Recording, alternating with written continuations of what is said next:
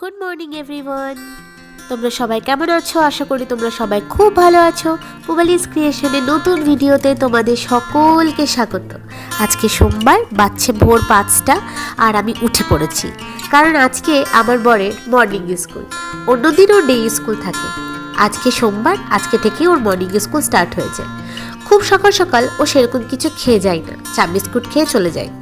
ওর জন্য চা বিস্কুট ওখানে রেডি করে দিয়ে এসে আমি একটু পরিপাটি হয়ে নিচ্ছি।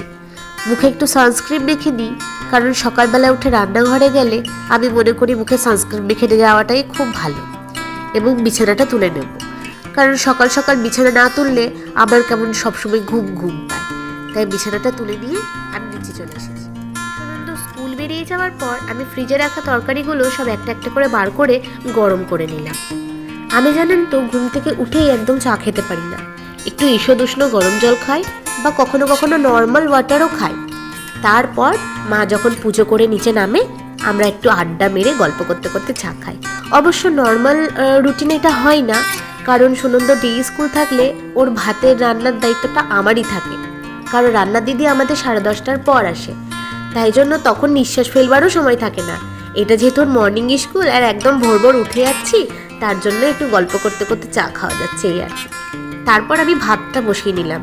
রান্নার দিদি রান্না করতে আসার আগেই আমি ভাত বসিয়ে ভাত একদম রেডি করে রেখে দিই।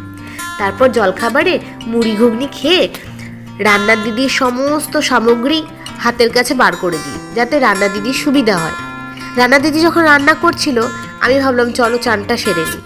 তাই মুখে ফেস ওয়াশ নিয়ে আমি স্নান সেরে নিলাম। স্নান সারার পর আমার একটু মি টাইম কাটাতে খুব ভালো লাগে। একটু মুখের যত্ন বলুন, একটু লেখালেখি বলুন, একটু গল্প পড়া বলুন, এই সময়টা করতে আমার খুব ভালো লাগে।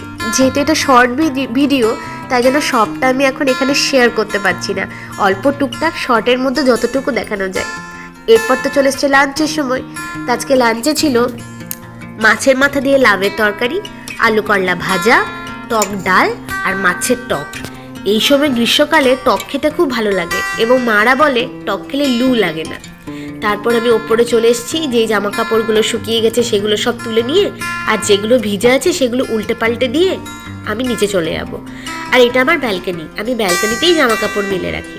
তারপর ঘুমিয়ে গিয়ে বিকেলবেলা উঠে সুনন্দা আর আমি একটু মি টাইম বা কোয়ালিটি টাইম, যেটাই তোমরা বলো, সেটা একটু স্পেন্ড করছিলাম।